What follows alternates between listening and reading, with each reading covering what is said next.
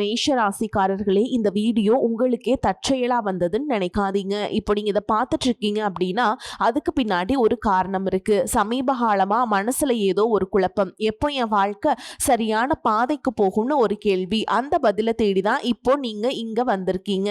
நம்ம எல்லாரும் ஒரே மாதிரி இல்லைங்க. ஒவ்வொருத்தருக்கும் ஒரு தனி பாதை இருக்கு. சில நேரம் அது நம்ம கைக்கு எட்டாத மாதிரி தோணும், சில நேரம் வாழ்க்கை நம்மளை சோதிக்கும். ஆனா அந்த நேரத்துல நம்மளை காப்பாத்தி வழி நடத்துற ஒரு சக்தி இருக்குதுங்க. அதுதான் நம்மளுடைய குலதெய்வம். பல தடவை கடைசி நிமிஷத்துல விஷயங்கள் சரியாக இருக்கலாம், அதையெல்லாம் சும்மா இல்லைங்க. அதுக்கு பின்னாடி குலதெய்வ அருள் தான் காரணமா இருக்கு. இந்த பலன்கள் உங்களுக்கு உண்மையிலேயே வேலை செய்யணும்னா இந்த நிமிஷத்துல ஒரு சின்ன விஷயம் செய்யுங்க. கமெண்ட் பாக்ஸ்ல உங்க குலதெய்வத்துடைய பெயரை எழுதுங்க. தெரியலனா உங்களுக்கு பிடிச்ச தெய்வத்துடைய பெயரை எழுதுங்க. மனசார எழுதுங்க. அந்த நம்பிக்கை தான் இந்த பலனோட சக்தி. இன்னும் நம்ம சேனலை சப்ஸ்கிரைப் பண்ணலனா மறக்காமல் சப்ஸ்கிரைப் பண்ணிக்கோங்க. அப்படியே பக்கத்தில் இருக்கக்கூடிய பெல் ஐக்கானையும் கிளிக் பண்ணிக்கோங்க. அப்போ தான் நாங்கள் போடுற ஒவ்வொரு வீடியோ பதிவும் உங்களுக்கு வரும். வாங்க வீடியோக்குள்ளே போகலாம். அன்பான மேஷ ராசி நேயர்களே, இனி வரக்கூடிய நாட்களில் உங்களுடைய வாழ்க்கையில் மிகப்பெரிய திருப்புமுனை நடக்கிறதுக்கு காத்திருக்கு.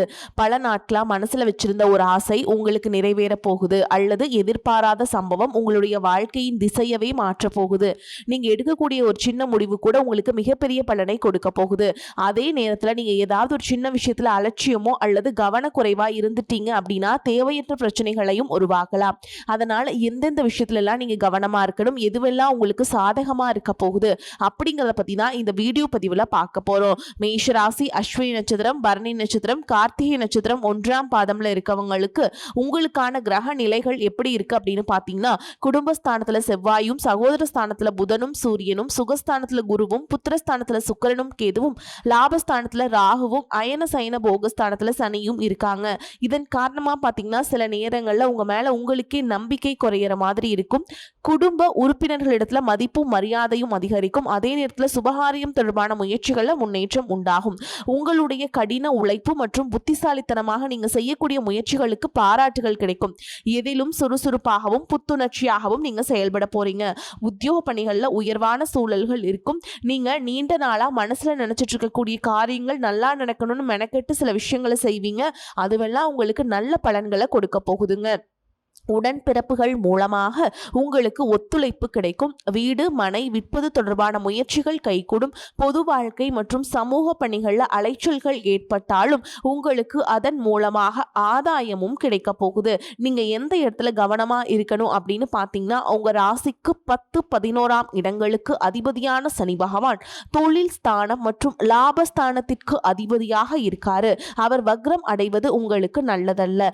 அதே சமயத்துல குருவின் பார்வை சனி மீது பதியறதுனால அதன் கடுமையும் குறையும். எனவே தொழிலில் இருந்த குறுக்கீடுகள் உங்களுக்கு படிப்படியாக குறையும். சனியின் பார்வை 2, 6, 9ஆம் இடங்கள்ல பதியுதுங்க. வக்ரம் பெற்ற சனியின் பார்வை அப்படிங்கிறதுனால குடும்பத்துல சில குழப்பங்கள் ஏற்பட்டு அகலும்.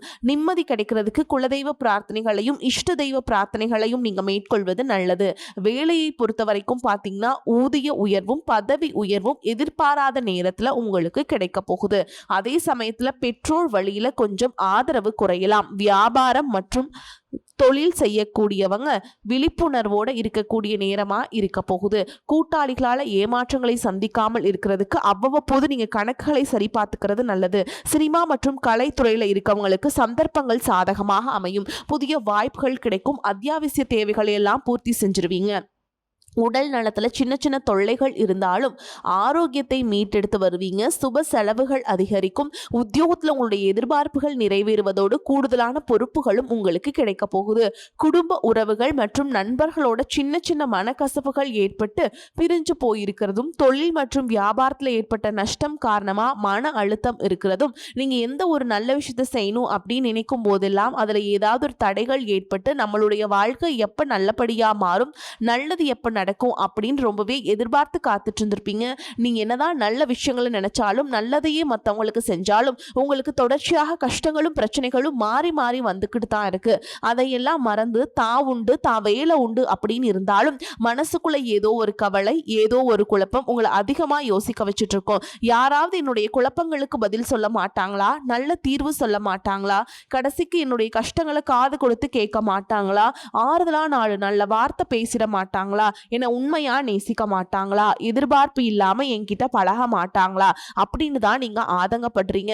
இப்படி நினைக்கக்கூடியவங்க கிட்ட நான் சொல்லக்கூடிய ஒரே ஒரு விஷயம், உங்களுடைய வாழ்க்கையில உங்களுக்கு பிரச்சனைகள் இருக்கு, கஷ்டங்கள் வருது அப்படின்னா நீங்க நிறைய பாவங்கள் பண்ணிட்டீங்க அப்படின்னு அர்த்தம் இல்லைங்க. நீங்க தவறான நபர் அப்படின்னும் அர்த்தம் இல்லை. இந்த வாழ்க்கை உங்களை சில பாடங்களை கத்துக் கொடுக்குது அப்படிங்கறத நீங்க உணர்ந்துக்க வேண்டிய காலம். சாதாரணமா எல்லாரும் சொல்லலாம், நல்லது செஞ்சா இங்க காலம் இல்லை அப்படின்னு நினைப்பாங்க. நம்ம நல்ல விஷயத்தை எப்ப செஞ்சாலும் அதற்கான பலன்கள் உடனே கிடைக்கலனாலும் அது காலதாமதமாக தான் கிடைக்கும் அப்படிங்கறத நீங்க புரிஞ்சுக்கணும். கெட்ட பேர் வாங்குறது ரொம்ப ஈஸிங்க, சில நிமிஷத்துல நடந்துரும். ஆனா நல்ல பேர் வாங்குறதுக்கு ரொம்ப வருஷம் ஆகும். அதனால எப்பவுமே எதிர்பார்ப்புல குறைச்சிக்கிட்டு எப்பவும் போல இயல்பா இருக்க நீங்க பழகிக்கணும். இப்ப வரைக்கும் நீங்க எப்படிப்பட்ட கஷ்டமான சூழல்ல இருந்தாலும் சரி, அதுவெல்லாம் நிரந்தரம் கிடையாது. உங்க வாழ்க்கை இன்னும் முடிஞ்சிடல அப்படிங்கறத நீங்க ஞாபகத்துல வச்சுக்கணும். இப்போ உங்க வாழ்க்கையில் இருக்கக்கூடிய கடன் பிரச்சனையோ, கணவன் மனைவி பிரிவோ, அல்லது காதல் தோல்வியோ, அல்லது வேலை இல்லாம கஷ்டப்படுறதோ, இது மாதிரி உங்க வாழ்க்கையில உங்களை சுத்தி நடக்கக்கூடிய எல்லா விஷயங்களும் உங்களை அழிக்கிறதுக்காக வரல, உங்களை மாத்துறதுக்காக வந்திருக்கு. ஒரு புதுவிதமான வாழ்க்கையை எதிர்காலத்துல நீங்க வாழ போறீங்க.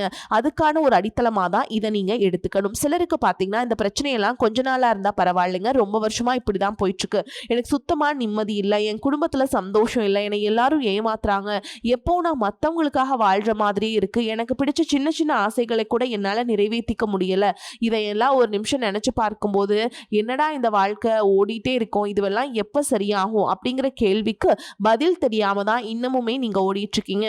இப்ப நீங்க எப்படிப்பட்ட சூழல்ல இருந்தாலும், எவ்வளவு மன அழுத்தத்துல இருந்தாலும் அதுவெல்லாம் உங்களுக்கு கூடி சீக்கிரத்திலேயே மாறப்போகுதுங்க அப்படிங்கிறத நீங்க ஞாபகம் வச்சுக்கோங்க. சாதாரணமா 1 டிகிரி 2 டிகிரி படிச்சுட்டு வேலை இல்லாம சில பேர் இருப்பீங்க. சில பேர் தன்னுடைய படிப்புக்கு சம்பந்தமே இல்லாம குறைவான சம்பளத்துல தன்னுடைய குடும்ப கஷ்டத்துக்காக ஏதாவது ஒரு வேலையை செஞ்சுட்டு இருந்திருப்பீங்க. இந்த சுக்கிர ஆதித்ய யோகம் காரணமா உங்களுடைய மனசுக்கு பிடிச்ச மாதிரியான நல்ல வேலை அதிகமான சம்பளத்தோட கிடைக்க போகுது. அதே நேரத்துல அந்த வேலையில சில சவால்களை எல்லாம் கடந்து வந்தீங்கன்னா சில மாதங்களுக்கு பிறகு உங்களுக்கு பதவி உயர்வும் கிடைக்க போகுது. தொழில் மற்றும் வியாபாரம் மூலமாக நஷ்டத்தை சந்திச்சு கடன்ல இருக்கவங்களுக்கும் உங்களுடைய புதிய யுக்திகள் மற்றும் புதிய முயற்சிகள் மூலமாக எல்லாவற்றிலும் இருந்து மீண்டு வருவீங்க. எதிர்பாராத நபர்கள் மூலமாக உங்களுக்கு உதவிகள் கிடைக்கும். நல்ல வேலையாட்கள் கிடைப்பாங்க. உங்களுடைய பொருளாதாரம் உயரப்போகுதுங்க. குடும்ப வாழ்க்கை இனிமையாக இருந்தாலும் குழந்தை பாக்கியம் இல்லை அப்படின்னு கோயிலுக்கும் ஹாஸ்பிட்டலுக்கும் மாறி மாறி போயிட்டு வந்திருப்பீங்க. சரியான புரிதலோடு சரியான மருத்துவ சிகிச்சைகள் மற்றும் குலதெய்வத்திற்கு பொங்கல் வச்சு வழிபாடு செய்வது, ஆரோக்கியமான விஷயங்களை செய்யறதன் மூலமா இந்த வருடத்தின் இறுதிக்குள்ள நிச்சயமா உங்களுக்கு குழந்தை பாக்கியம் கிடைப்பதற்கான வாய்ப்புகள் இருக்கு. அப்படி உங்களுக்கு கரு உருவாகக்கூடிய சூழல்ல நீண்ட தூர பயணங்களையும் அளவுக்கு அதிகமாக யோசிக்கிறதையும் முற்றிலுமாக நீங்க தவிர்க்கணும். இதை மட்டும் நீங்க சரியா செஞ்சுட்டு வந்தீங்கன்னா அழகும் அறிவும் ஒன்றாக இருக்கக்கூடிய குழந்தை பிறக்கும். இது நாள் வரைக்கும் நீங்க என்னதான் பாசிட்டிவா இருந்தாலும் உங்களுடைய மனசுல நெகட்டிவான எண்ணங்கள் வந்து எந்த ஒரு காரியத்தை செஞ்சாலும் அதுல உங்களுக்கு முழு திருப்தி இல்லாத மனநிலையா இருந்திருக்கும். அதனாலே உங்களுக்கு மனதளவுல பல சோதனைகள் எல்லாமே வந்திருக்கும். உங்களுடைய கடின உழைப்பால உங்களுக்கு வருமானம் அதிகமா வரக்கூடிய சூழல் இருந்தாலும் வருமானத்தையும் மீறி அதிகமா கடன் வாங்கி செலவு செய்யக்கூடிய சூழல்கள் வந்திருக்கும்.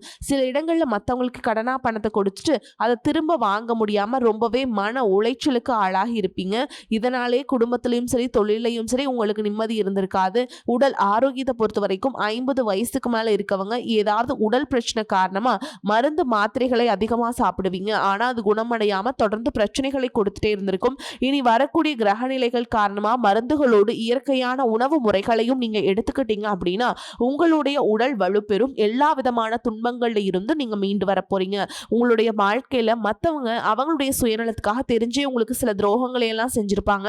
மற்றவங்க செஞ்ச தப்புக்கும் நீங்களே பழியேத்துக்கிற மாதிரி இருந்திருக்கும். ஒரு விஷயத்த நல்லா புரிஞ்சுக்கோங்க, சிலரை மாற்ற முடியாது, ஆனா நம்ம மாத்திக்க முடியும். உங்களுடைய வாழ்க்கையில ஒவ்வொரு நிலையிலையும் ஒவ்வொரு நாளும் ஒவ்வொரு செயலுக்கும் ஒவ்வொருத்தருடைய விமர்சனத்துக்கும் பதில் கொடுத்துட்டு இருக்க முடியாதுங்க. இயற்கைக்கும் கடவுளுக்கும் நம்மளுடைய மனசாட்சிக்கும் உண்மையாக இருந்து யாரோட மனசையும் புண்படுத்தாம நம்ம அடுத்த நிலையை நோக்கி போயிட்டே இருக்கணும். நீங்க பெருசா மதிச்ச சில உறவுகள், உயிராக நினைக்கக்கூடிய சில மனிதர்கள், எதிர்காலம் அப்படின்னு நினைச்சிட்டு இருக்கக்கூடிய குழந்தைகளும் ஆதரவாக இருக்கக்கூடிய குடும்பமுமே உங்களுக்கு பல கஷ்டங்களை எல்லாம் கொடுத்திருக்காங்க. இவ்வளவு வழிகளையும் வேதனைகளையும் கடந்து இன்னமும் நீங்க ஓரளவுக்கு நல்லா இருக்கீங்க அப்படின்னா அதுக்கு மிக முக்கியமான காரணம் நீங்க கடவுள் மேல வச்சிருக்கிற நம்பிக்கையும் இதுவரைக்கும் நீங்க செஞ்ச நல்ல காரியங்களும் தான். காரணம் அப்படிங்கிறத நீங்க புரிஞ்சுக்கோங்க. உங்கள பொறுத்தவரைக்கும் இந்த வாழ்க்கையில நீங்க பெருசா எதையுமே ஆசைப்படல. ஆரோக்கியமான சாப்பாடு, தனக்குன்னு சந்தோஷமான நல்ல குடும்பம், மனசுக்கு பிடிச்ச வீடு, தேவைகளை எல்லாம் பூர்த்தி செய்யக்கூடிய அளவுக்கு வருமானம் கொடுக்கக்கூடிய வேலையோ, தொழிலோ இது இருந்தா போதும். உடல் ஆரோக்கியமும், நிம்மதியான தூக்கமும் இருந்தா போதும் அப்படின்னு தான் நினைக்கிறீங்க. உங்களுக்கு இந்த அடிப்படையான விஷயங்கள் ஓரளவுக்கு கிடைச்சாலும் மனசுல நிம்மதி இல்லாததுனால உங்க முகத்திலையும் தேஜஸ் இல்ல. இதுக்கப்புறமாவது இந்த வாழ்க்கைய நல்லா என்ஜாய் பண்ணும் அப்படின்னு நீங்க ரொம்பவே நம்பிட்டு இருக்கீங்க. நடக்கிற விஷயங்கள் எல்லாம் பாதிதான் நிறைவேறுது. அதனாலேயே உங்க வாழ்க்கை கனவு மாதிரி ஒரு பிடிப்பே இல்லாம தான் போயிட்டு இருக்கு. எதை செய்ய போனாலும் ஏதாவது ஒரு தடைகள் வந்து உங்களுடைய வாழ்க்கையை முடிக்கிற மாதிரி இடைஞ்சலா இருந்திருக்கும். இக்கட்டான நேரத்துல யாராவது எனக்கு சின்ன ஒரு உதவி செய்ய மாட்டாங்களா, என்னை கை கொடுத்து தூக்கி விட மாட்டாங்களா அப்படின்னு எத்தனையோ முறை கடவுள்கிட்ட நீங்க வேண்டுதலா வச்சிருப்பீங்க. உங்களுடைய அத்தனை வேண்டுதல்களும் இனி பழிக்க போகுது. இதுவரைக்கும் வாடகை வீட்டில் இருந்திருப்பீங்க. அதனாலேயே உங்களுக்கு திருமணம் சில நேரங்களில் தடைபட்டு இருந்திருக்கும். அதை நேரடியா சொல்லாம ஜாதகம் சரியில்லை, பொருத்தம் இல்லை, அரசாங்க வேலை இல்லை, பெற்றோர்கள் சரியில்லை அப்படின்னு ஏதோ ஒரு காரணத்தை சொல்லி தட்டி கழிச்சிட்டு போயிட்டு இருந்திருப்பாங்க. நீங்களா காதலிச்சா கூட அவங்களும் ஏதாவது ஒரு சந்தர்ப்பத்துல எங்க அப்பா அம்மா ஒத்துக்கல, எனக்கு உன்னை பிடிக்கல அப்படின்னு கடைசி நேரத்துல ஏமாத்திட்டு போகக்கூடிய சூழலும் இருந்திருக்கும். இனி வரக்கூடிய காலங்கள்ல உங்களுக்கு நல்ல வேலை வாய்ப்பு அமையும் பொழுது அந்த இடத்துல உங்களுடைய திறமைகளுக்கு மதிப்பு கொடுப்பாங்க. உங்களுடைய நிர்வாக திறன் மற்றும் தலைமை பண்பு அதிகரிக்கும். மற்றவங்க மதிப்பும் மரியாதையும் வைக்கிற மாதிரியான செயல்களை செய்வீங்க. துணிச்சலான முடிவுகளை எடுப்பீங்க. இதுவரைக்கும் பொது இடங்கள்ல நல்ல விஷயங்களை செய்யறதுக்கு கொஞ்சம் தயங்கி நின்றுப்பீங்க. ஆனா இதுக்கப்புறமா நீங்க துணிஞ்சு செய்ய போறீங்க. இதன் காரணமா உங்களுக்கு போட்டியாளர்கள் யாருமே இருக்க மாட்டாங்க. எதிரிகள் யாரும் குறுக்க வர மாட்டாங்க. உங்களுடைய முன்னேற்றத்தை தடுத்து நிறுத்த இங்க யாரும் இருக்க மாட்டாங்க. புதனும் சுக்கிரனும் உங்களுடைய பேச்சு திறமைக்கு காரணமா இருக்க போறாங்க. இதுவரைக்கும் நீங்க பேசின பேச்சை விட இனி எல்லார்கிட்டையுமே நம்பிக்கையோடு பேச போறீங்க. உங்களுடைய பேச்சுல ஒரு காந்த சக்தி இருக்க போகுது. புத்திசாலித்தனமான முடிவுகளை எடுப்பீங்க. உங்களுடைய நண்பர்கள் வட்டம் விரிவாக போகுது. குடும்பத்துல நெருங்கிய உறவுகள் மரணத்தால மன வலிமையை இழந்து ரொம்பவே கஷ்டப்பட்டுட்டு இருந்திருப்பாங்க. இதற்கு பிறகு மன வலிமையோடு எல்லா காரியங்களையுமே நீங்க செய்ய போறீங்க. உங்களுக்கு நல்ல வாழ்க்கை துணை அமைய போறாங்க. அதுவும் கை நிறைய சம்பளம் வாங்கக்கூடிய அழகான வாழ்க்கை துணை அமைவாங்க. உங்களுடைய 2 பேருடைய வருமானமும் உங்க குடும்ப பொருளாதார சூழலை உயர்த்த போகுது.